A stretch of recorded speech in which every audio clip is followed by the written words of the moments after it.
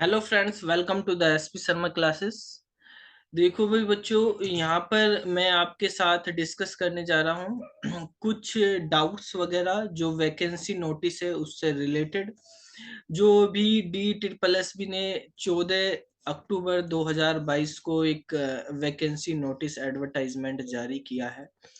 तो इसके अंदर जो है हमारे पास वैकेंसी निकली हैं जो 19 तारीख से ऑनलाइन लिंक ओपन हो जाएगा। ठीक है, आप कर सकते हैं वहां पे d.sb.delhi.gov.in जो है वेबसाइट है D SSSB की। और 19 तारीख से वैकेंसी निकली है। बेसिकली हम यहाँ पे बात करेंगे टीजीटी कंप्यूटर साइंस की वैकेंसीज की जो आई हैं। 18 नवंबर इसकी लास्ट डेट है। ठीक है, तो बेसिकली यहाँ पर आप देखेंगे जो ओपनिंग डेट है वो लिखी हुई है हमारे पास यहाँ पर 19 तारीख, 19 अक्टूबर, यानी कल से हो जाएगी 19 अक्टूबर। और 18 नवंबर लास्ट डेट है। जो भी एलिजिबिलिटी क्राइटेरिया होगा वो क्या होगा, सबसे मेन डाउट बच्चों को यही रहता है कि एलिजिबिलिटी क्राइटेरिया कब से, एज कब से मानी जाएगी। तो 18 नवंबर 2022, ठीक है, ये लास्ट डेट है। जो भी चीज कंसिडर करी जाएगी, जितनी भी एलिजिबिलिटी क्राइटेरिया है वो सब इस डेट के अकॉर्डिंग माने जाएंगे। यहाँ पर जो वैकेंसीज आई हैं अभी लाइब्रेरियन की आई हैं। लाइब्रेरियन का कोर्स आजकल बहुत ट्रेंड में चल रहा है। ठीक है, 1 साल का आप कोर्स करो या लाइब्रेरियन का कोई ग्रेजुएशन कर लो, उसके बेसिस पे जो है आजकल ये वैकेंसीज निकल रही हैं। लाइब्रेरियन की वैकेंसीज आई हैं 100। इसके बाद असिस्टेंट टीचर्स की नर्सरी में आई हैं 4 ही वैकेंसी हैं। अभी जून में भी वैकेंसी स्टेटमेंट निकाला था। बेसिकली जो D SSSB ने वहां पे बाकी सब्जेक्ट का था, ये कुछ मिसलेनियस वैकेंसीज हैं। कंप्यूटर साइंस टीजीटी भी मिसलेनियस में ही है। तो डोमेस्टिक टीचर है, डोमेस्टिक साइंस के टीचर हैं, फिजिकल एजुकेशन के टीचर हैं। तो ये सब जो है मिसलेनियस कैटेगरी की पोस्ट हैं। उसमें यहाँ पे वैकेंसीज निकली हैं। तो हम यहाँ पे बात करते हैं 39/20 TGT computer science. 4600 grade pay का होता है। ग्रुप बी की वैकेंसी है 29 वैकेंसीज ईडब्ल्यूएस में है, 37 जनरल में, 19 ओबीसी, 19 एसटी और 19 एससी और 2 एसटी में। टोटल 106 वैकेंसी और 10 वैकेंसी पीडब्ल्यूडी में है। ठीक है, इसी के साथ आप यहाँ पे फिजिकल एजुकेशन में 221 वैकेंसीज हैं। डोमेस्टिक टीचर में 201 वैकेंसीज हैं। यहाँ पर आप देख सकते हैं। अब हम बात करते हैं एलिजिबिलिटी क्राइटेरिया की। तो जो एलिजिबिलिटी क्राइटेरिया है, यहाँ पे डाउट क्या है, हमने ये वीडियो बेसिकली डाउट के लिए है, क्योंकि इन्फॉर्मेशन तो सबको पता ही है क्या है भाई, कब है। ये तो 4 दिन पहले नोटिस आ गया, सबको पता ही है, सबने वीडियो बनाई रखी। तो हमने बनाई नहीं थी, सबने देखी है। ये बस बच्चों को कुछ को डाउट आ रहा है तब भी करके, तो नए बच्चे होते हैं उनको डाउट होता है, उनके लिए है बेसिकली। पहली डाउट का ये था कि भाई इसमें जो एलिजिबिलिटी क्राइटेरिया है वो कब से माना जाएगा। जो नए बच्चे बीसीए वगैरह किए हैं, जो इसी सेशन में किए हैं, तो उनका रिजल्ट वगैरह या एलिजिबिलिटी कब तक देखी जाएगी। तो सारी चीजें 18 नवंबर 2022 तक होनी चाहिए। 18/11/2022 यहाँ से कैलकुलेट करी जाएंगी।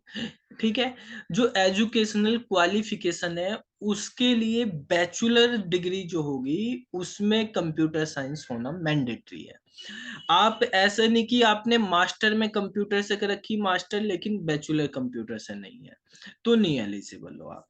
यहाँ पर है bachelor degree in computer application, यानी बीसीए किया हुआ हो आपने, बैचलर डिग्री कंप्यूटर एप्लीकेशन में बीसीए भी यहाँ पे चलेगा। ठीक है, graduation in computer science from a recognised university, यानी जिसमें कंप्यूटर साइंस जो है सारे ईयर में हो। तो इसमें क्या आ जाता है आपका, जैसे बीएससी सीएस से की हो या आईटी से की हो, आपने बीटेक किया हो सीएस से या आईटी से किया हो। ठीक है, तो ये हमारे पास यहाँ पे एलिजिबिलिटी है। बीई किया हो, सीएस से किया हो या आईटी से किया हो, तो वो सब एलिजिबल होंगे यहाँ पर। जैसे यहाँ पे लिखा भी बीई या बीटेक कंप्यूटर साइंस या आईटी से, ठीक है, फ्रॉम रिकॉग्नाइज्ड यूनिवर्सिटी। फिर ग्रेजुएशन अगर किसी भी सब्जेक्ट से कर रखा आपने, तो आपने अगर ए लेवल का कोर्स किया हुआ है तो भी आप एलिजिबल हो इसमें, ठीक है। तो ए लेवल का कोर्स ग्रेजुएशन के साथ आपने किया हो तो आप कर सकते हैं इसको। तो ये हमारे पास एलिजिबिलिटी क्राइटेरिया है, कोई डिजायरेबल बीएड वगैरह नहीं है, ठीक है। दूसरे नंबर का सबसे कॉमन मैसेज जो मेरे पास आ रहे थे डाउट के, वो यही था कि सर क्या एमसीए वाले एलिजिबल हैं, जिसने बीएससी नॉर्मल मैथ से की हुई हो और एमसीए किया हो वो एलिजिबल नहीं है, ठीक है। ग्रेजुएशन में कंप्यूटर साइंस होना चाहिए, यानी क्या क्या चार चीजें आप समझ सकते हैं। आपने जो है बीसीए बीएससी करी हो, बीटेक करी हो या फिर ए लेवल हो, ग्रेजुएशन किसी भी सब्जेक्ट में है अगर, तो आपको ओ लेवल। ये मैं आपको, आप देख सकते हैं सालों से कहता आ रहा हूं, कोई भी कैंडिडेट हो, चाहे उसने बीसीए किया हो, एमसीए किया हो, एमटेक किया हो, कुछ भी, ए लेवल भी कर लो भाई, कोई फर्क नहीं पड़ रहा, ओ लेवल सब कर लो, ठीक है। ओ लेवल ए लेवल करने से क्या होगा, जो मान लिया आपने मास्टर कर ली, ग्रेजुएशन नहीं करी, बैचलर में आपके पास वो सब्जेक्ट नहीं थे कंप्यूटर के, तो आप एलिजिबल नहीं है। अब जैसे एमसीए कर लिया किस बच्चे ने ग्रेजुएशन के बाद, बीएससी के बाद नॉर्मल, तो वो नहीं एलिजिबल हो पा रहा है यहाँ पर। तो ए लेवल आप कर लेंगे, 1 साल में हो जाएगा खत्म, घर बैठे पार्ट टाइम आप कर सकते हैं, पेपर ही देने 6 महीने में कर सकते हो। तो क्यों नहीं करते, जो एलिजिबल नहीं है कह रहे हमारे पास एमसीए है बीसीए नहीं है, तो भाई बीसीए हो या ए लेवल हो, या बीएससी है तो सीएस या आईटी में होनी चाहिए आपके पास। अब एज लिमिट है, थर्ड नंबर का डाउट जो है वो एज लिमिट से रिलेटेड है। तो एज लिमिट यहाँ पर सिंपल दी हुई है भाई, 30 साल, 30 से ज्यादा नहीं होनी चाहिए, और वही 18/11/2022 के अकॉर्डिंग, ठीक है। कुछ एज में रिलैक्सेशन भी है, जैसे ये जर्नल के लिए है, एससी के लिए, एसटी के लिए, ओबीसी के लिए, उनके लिए एज रिलैक्सेशन है। साथ में गेस्ट टीचर या कॉन्ट्रैक्ट बेस पे जो टीचर है उनके लिए भी है।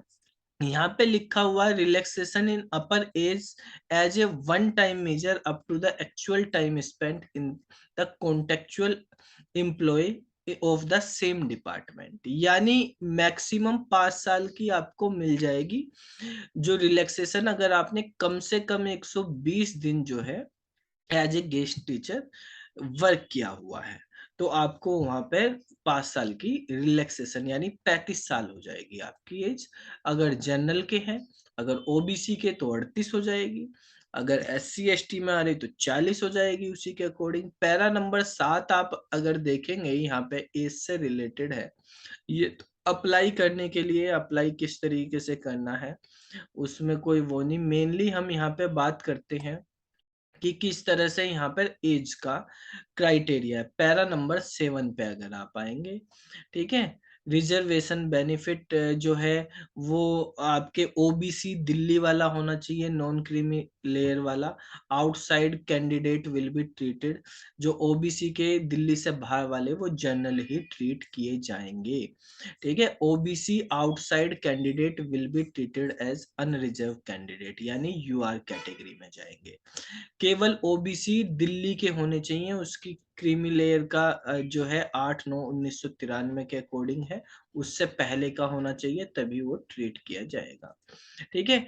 एज रिलैक्सेशन अगर यहाँ पे देखें, 30 साल नॉर्मल जनरल की एज है, 30 ईयर, 30 ईयर्स के बाद क्या रिलैक्सेशन है, SC ST के लिए 5 साल का, ओबीसी के लिए 3 साल का, पीडब्ल्यूडी के लिए 10 साल का, और पीडब्ल्यूडी SC ST है अगर वो, तो उसका 15 साल का, और पीडब्ल्यूडी ओबीसी है तो 13 साल का रिलैक्सेशन है।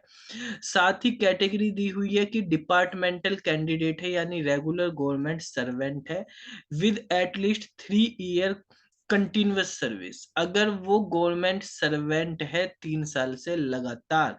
These instruction are applicable only to central government civil employ and employ to the old department, यानी लोकल बॉडी ऑफ दिल्ली यानी दिल्ली गवर्नमेंट में या सेंट्रल गवर्नमेंट में अगर उसने कम से कम 3 साल जॉब की हुई है तो उसको भी 5 साल का रिलैक्सेशन मिलेगा फॉर ग्रुप बी पोस्ट। ठीक है, तो अगर कोई बच्चा या एक्स सर्विसमैन है कोई बी एंड सी ग्रुप में तो उसको भी 3 साल का मिलेगा। मिलिट्री वाले का तो है ही +3 साल का, वो मिल जाएगा उसको एज रिलैक्सेशन।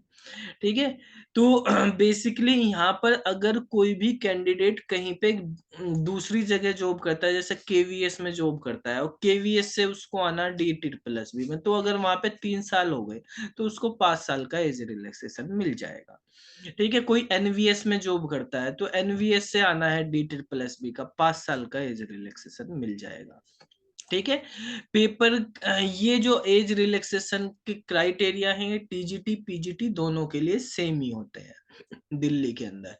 इसके बाद अगर हम बात करते हैं बेटा यहाँ पर जो पेपर होगा, पेपर का पैटर्न किस तरीके से होगा, तो पेपर इसमें एक ही पेपर होगा, 200 नंबर का पेपर होगा। 200 नंबर का एक पेपर होना है तो उसमें 2 सेक्शन होंगे, सेक्शन ए और सेक्शन बी। दोनों एमसीक्यू होंगे। जैसे सेक्शन ए है तो 1 मार्क्स के, उसमें जनरल अवेयरनेस, जनरल इंटेलिजेंस यानी रीजनिंग और मैथ्स होगा, अर्थमेटिक न्यूमेरिकल एबिलिटी, हिंदी होगा, इंग्लिश होगा। ठीक है, 20 नंबर का जीके, अगर आपसे बोले 20 नंबर का रीजनिंग होगा, फिर 20 नंबर की मैथ्स हो गया आपका पास 20 नंबर का, हिंदी हो गई 20 नंबर की। ठीक है, और 20-20 नंबर के एक एक नंबर के क्वेश्चन है। और इसके बाद इंग्लिश, इंग्लिश भी आपकी 20 नंबर की। अब सेक्शन बी होगा, एमसीक्यू आएंगे 1 मार्क के, each from the subject concern as per the qualification prescribed for the post. ठीक है, तो इसमें जो सेक्शन बी है, सेक्शन बी में 100 मार्क्स का आपका सीएस का होने वाला है, कंप्यूटर साइंस का, यानी सब्जेक्ट ओरिएंटेड होगा। 2 घंटे का पेपर होगा, 200 टोटल क्वेश्चंस आएंगे। इसमें जो जनरल कैटेगरी के हैं तो उनको अलग अलग सेक्शन ए सेक्शन बी दोनों में मिला के, यहाँ पर आप देख सकते हैं फाइनल मेरिट और उसमें भी किस तरीके से है। यहाँ पे कहा there will not be any minimum qualifying marks in section A.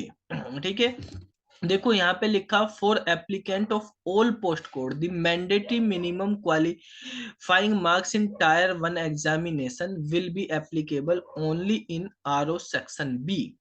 ठीक है, which is domain subject specific.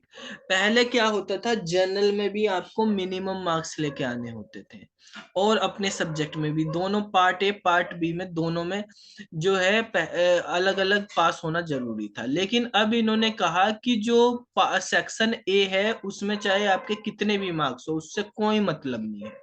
ठीक है, आपके अपने सब्जेक्ट में मिनिमम आपके जनरल वालों के लिए 40 नंबर, SC ST वालों के लिए 30 नंबर हो जाएगा, ओबीसी के लिए 35 नंबर हो जाएगा।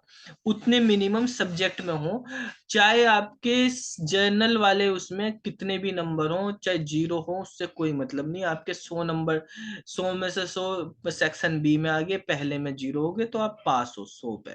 ठीक है, अगर मेरिट में आ रहे हैं तो मेरिट कंबाइन करके बनाई जाएगी सेक्शन ए और सेक्शन बी की। ठीक है, पहले क्या होता था टीजीटी में कि अलग अलग पास होना पड़ता था।